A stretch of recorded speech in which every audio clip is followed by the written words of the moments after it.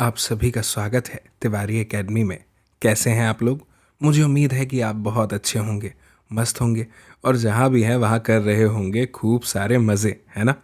आज के इस वीडियो में हम बात करने वाले हैं क्लास फिफ्थ में ईवीएस के चैप्टर 7 की, यानी आपकी कक्षा 5 में पर्यावरण अध्ययन के अंतर्गत आने वाले अध्याय 7 की।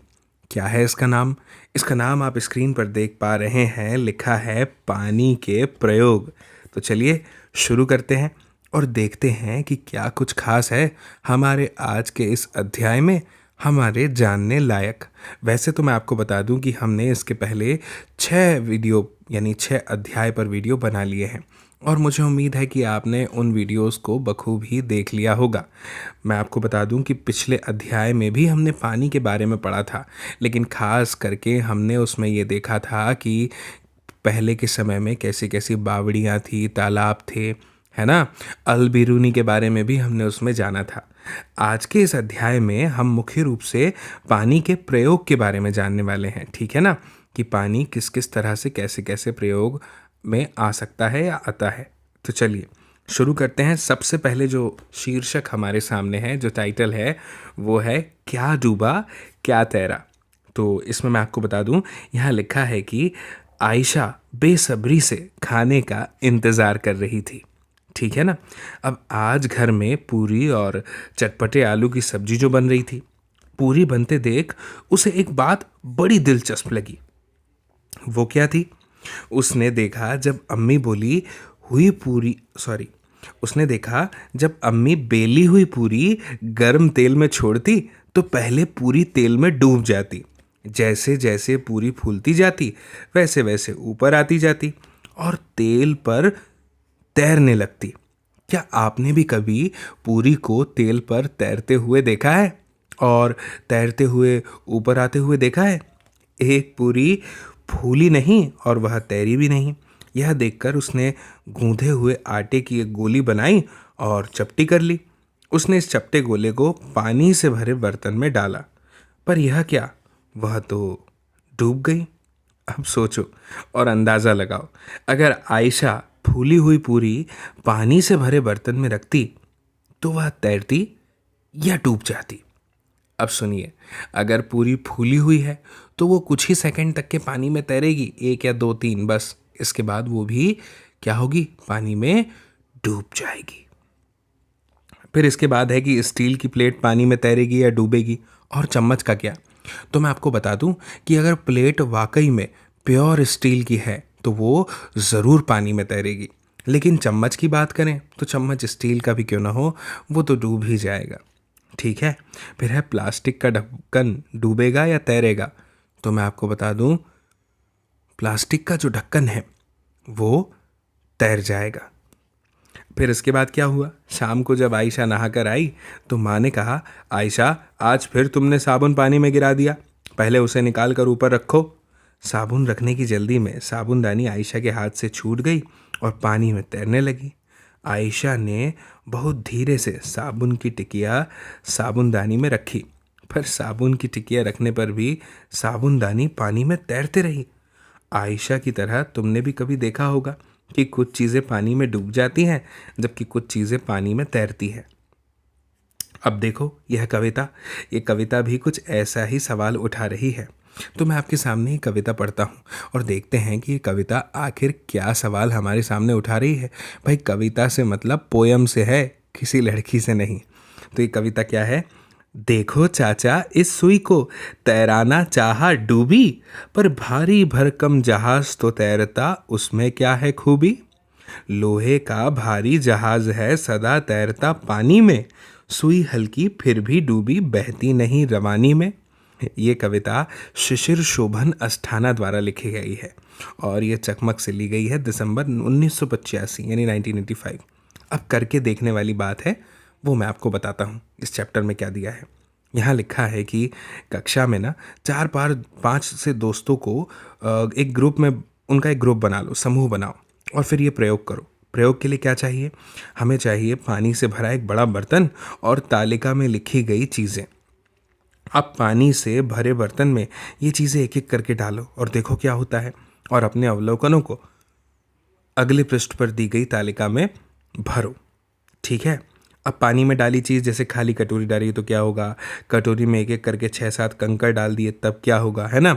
लोहे की कील या पिन डाली तो क्या हुआ, डूब जाएगी। माचिस की तीली डाली तो क्या होगा, प्लास्टिक की खाली बंद बोतल, आधी भरी बोतल, पूरी भरी बोतल, है ना, दवाई की पन्नी, एल्यूमिनियम की फैली हुई मोड़ कर गोली बनाकर कटोरी बनाकर, साबुन की टिकिया प्लास्टिक की प्लेट पर रख के, बर्फ़ का टुकड़ा, ये सब आप करेंगे तो प्रयोग से पहले क्या था और प्रयोग के बाद क्या था, ये आपको बताना है कि आपको क्या लगता था कि वो तैरेगा या डूबेगा, और फिर वाकई में वो तैरा या डूबा। ठीक है, अब देखो, अपने साथी के समूह से ये भी पता करो कि क्या तैरा क्या डूबा, और लिखकर पूरा करो। सबसे पहले खालिस्तान में है, लोहे की कील पानी में खालिस्तान गई, जबकि कटोरी खालिस्तान, है ना।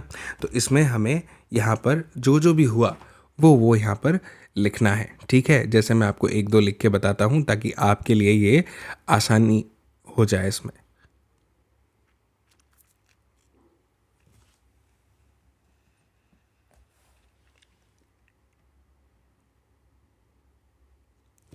अगर बात करें लोहे की कील की, तो ये तो पानी में डूब जाएगी, है ना। लेकिन कटोरी क्या है, स्टील की है, वो तैर जाएगी, है ना। ऐसा क्यों हुआ, क्योंकि मैं आपको बता दूं कि कटोरी में क्या होता है ना कि वो उसको अगर आप वैज्ञानिक दृष्टिकोण से देखेंगे तो आपको पता चलेगा कि वो जो है पानी को विस्थापित करने की कहानी है। जितना पानी विस्थापित करेंगे उतने हिसाब से डूबेंगे या तैरेंगे। ठीक है, खैर ये आप आगे की कक्षा में जानेंगे। प्लास्टिक की खाली बोतल जो पानी में है वो तैर गई, है ना। पानी से पूरी भरी बोतल जो है वो, उसकी अगर बात करें तो वो इसलिए डूब गई क्योंकि क्या हुआ उसमें ना, मतलब पानी के कारण वो पहले ऊपर थी लेकिन अब वो ज़्यादा भारी हो गई, वेटेड हो गई, इसलिए वो डूब गई। ठीक है, फिर आगे लिखा है, ये जादू तो नहीं। अब देखते हैं जादू क्या हो गया। आयशा सुबह उठी तो पता चला कि अम्मी को बुखार है। पापा ने अम्मी के लिए चाय बनाई और दवाई खिलाने लगे। उन्होंने आयशा से कहा, अंडे उबलने के लिए रख दो, हाँ पानी में थोड़ा नमक डाल देना। आयशा ने बर्तन में पानी डालकर नमक डाला तो कुछ ज़्यादा ही गिर गया। तब उसने देखा कि बर्तन की तली पर बैठे अंडे अब थोड़ा ऊपर पानी में तैरने लगे। एक गिलास या किसी बर्तन में पानी लो, उसमें एक साबुत नींबू डालो, आधा आधा चम्मच करके उसमें नमक डालो। क्या नींबू को पानी में तैरा पाए? क्या तुम्हें क्या लगता है, नमक डालने पर नींबू तैरा होगा? क्योंकि अब समझिए, ये जो एक छोटे से बॉक्स में जानकारी है, इसको आप पढ़ेंगे तो कुछ कुछ आपको समझ में आएगा। यहाँ पर जानकारी दी गई है मृत सागर के बारे में। ठीक है, क्या कहा गया है, वैसे तो सभी सागरों के पानी में नमक होता है, लेकिन मृत सागर दुनिया का सबसे नमकीन सागर है। इतना नमकीन कि लगभग 1 लीटर पानी में 300 ग्राम नमक है। क्या इतना नमकीन पानी चख भी पाओगे? बहुत ही कड़वा लगेगा। और सबसे मज़े की बात तो ये है कि मृत सागर में हम ऐसे तैर सकते हैं जैसे आराम से लेटे हों। याद है, नींबू को तुमने नमक के पानी में तैराया था, है ना। फिर है क्या घुला और क्या नहीं। समझिए, आयशा का जो चचेरा भाई है ना हामिद, उसके साथ खेलने आया। उसने आते ही शक्कर पारे की फरमाइश कर दी। अब अम्मी ने कहा, मैं पहले बाजार हो आऊं, आकर शक्कर पारे बना दूंगी। तब तक एक एक बर्तन में 2 गिलास पानी लेकर उसमें कटोरी शक्कर घोल कर रखो। हामिद ने सोचा, जल्दी ही कर लूं, फिर टीवी देखूंगा। तो अब समझो, तुम हामिद को पानी में शक्कर जल्दी घोलने के लिए क्या उपाय सुझाओगे? भाई अगर मैं होता तो उसको कहता कि भाई पानी गर्म कर लो, है ना, उसमें शक्कर जल्दी घुल जाएगी। फिर आगे है करके देखो। 3-4 साथियों के समूह बनाओ यानी ग्रुप, और प्रयोग के लिए 4-5 गिलास और तालिका में लिखी चीज़ें इकट्ठी करो। हर गिलास में थोड़ा पानी लो, कोई एक चीज़ एक गिलास में डालो और मिलाओ। जो देखो उसे तालिका में लिखो। जैसे नमक के बारे में, मिट्टी के बारे में, चॉक पाउडर के बारे में, 1 चम्मच दूध और तेल के बारे में। ठीक है, अब कुछ प्रश्नों के उत्तर बताने हैं। आप तो जानते हैं कि प्रश्न उत्तर वाला हिस्सा जो है वो सबसे इंटरेस्टिंग होता है, कारण जब हम कोई चीज़ पढ़ लेते हैं, कहानी पढ़ लेते हैं, तो उसके जवाब देना हमारे लिए सरल हो जाता है क्योंकि हम उस कहानी को समझ लेते हैं, है ना। तो सबसे पहला प्रश्न है कि क्या पानी में घुलने के बाद नमक दिख रहा है? अगर नहीं तो क्यों नहीं? तो मैं आपको बता दूं कि पानी में घुलने के बाद नमक नहीं दिखता है, और इसका सबसे बड़ा कारण ये है कि पानी के अणुओं के बीच थोड़ी सी जगह होती है, नमक वहीं पे जाके अपने आप को छुपा लेता है, इसीलिए वो नहीं दिखता। फिर है क्या पानी में नमक नहीं है? अगर है तो कहाँ? तो मैं बता दूं कि नमक घुलने के बाद पानी में नमक है, लेकिन वो दिख नहीं रहा है। नमक और चॉक पाउडर के घोल को थोड़ी देर बाद पानी में रखने पर दोनों में क्या अंतर दिखा? कपड़े से छानकर तुम किस चीज़ को पानी से अलग कर पाओगे? जब हमने चॉक के टुकड़ों को पानी में घोला तो थोड़ी देर बाद चॉक के टुकड़े नीचे आकर तले में बैठ गए, लेकिन नमक नीचे आके नहीं बैठा। जब छानेंगे तो चॉक के टुकड़े अलग हो जाएंगे, लेकिन नमक अलग नहीं हो पाएगा क्योंकि वो घुल गया है। समझे? अब सुनो, आयशा और हामिद में बहस छिड़ गई। आयशा को लगा कि चम्मच से हिलाने पर तेल पानी में घुल गया। हामिद बोला, तेल की पीली पीली नन्ही बूंदें अभी भी अलग दिख रही है। आयशा बोली, चलो थोड़ी देर रखने के बाद देखते हैं। तुम्हें क्या लगता है कि तेल पानी में घुल पाया या नहीं, और क्यों? तो मैं आपको बता दूं कि तेल जो है ना वो पानी में नहीं घुला और वो छोटी छोटी बूंदों के रूप में पानी पर दिखने लगा। फिर है बूंदों की रेस। अब इसको पढ़ते हैं। इसमें क्या है? इसमें हमें बताया है कि आयशा ने अपने टिफ़िन के ढक्कन पर एक साथ 2 बूंदे तेल की टपकाई। उसी के पास पानी की बूंदें और शक्कर की घोल की बूंदें भी टपकाई।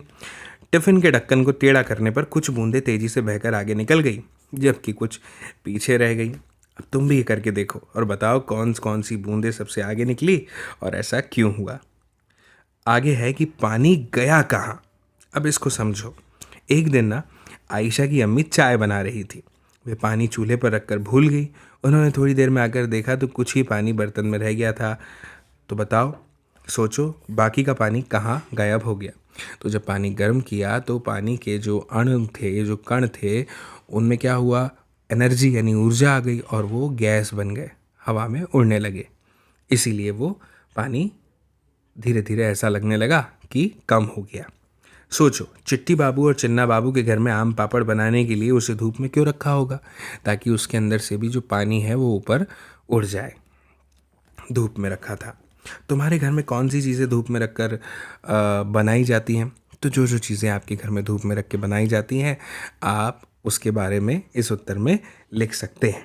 अब देखो, एक बहुत अच्छी जानकारी इस अध्याय में हमें दी है। मैं पढ़ता हूँ, आप ध्यान से सुनिएगा। हमें इसमें बताया है दांडी यात्रा के बारे में। आपको पता है ये घटना है 1930 की। क्या हुआ था कि भारत की आज़ादी से ठीक पहले बहुत सालों से अंग्रेज़ों ने आम लोगों के नमक बनाने पर लगा दी थी रोक। ऊपर से नमक पर भारी टैक्स भी लगा दिया। अब इस कानून से तो लोग अपने घर के इस्तेमाल के लिए भी नमक नहीं बना सकते थे। अब भला बताओ, नमक जैसी चीज़ के बिना गुजारा कैसे होगा? लोगों को मजबूरी में दुकानों से महंगा नमक खरीदना पड़ता था। इस बात से लोग बहुत नाराज़ थे। गांधी जी का कहना था, जो चीज़ हमें कुदरत ने दी है उसे बनाने पर बंदिश कैसी? उन्होंने लोगों के साथ मिलकर अहमदाबाद से दांडी के समुद्र तट तक एक लंबी यात्रा की और इस गलत कानून को तोड़ा। जानते हो नमक कैसे बनाया जाता है? समुद्र के पानी को ज़मीन पर क्यारियों में भर दिया जाता है। तेज़ धूप में पानी सूख जाता है और नमक के ढेर वहीं रह जाते हैं। अब देखो, हम क्या समझे? तुमने एक रुमाल धोया है, अब तुम उसे जल्दी से सुखाना चाहते हो। सोचो उसके लिए क्या क्या कर सकते हो।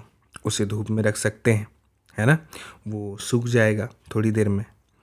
फिर इसके बाद है प्रेस कर सकते हैं उस पर, गरम गरम उससे सुखा सकते हैं।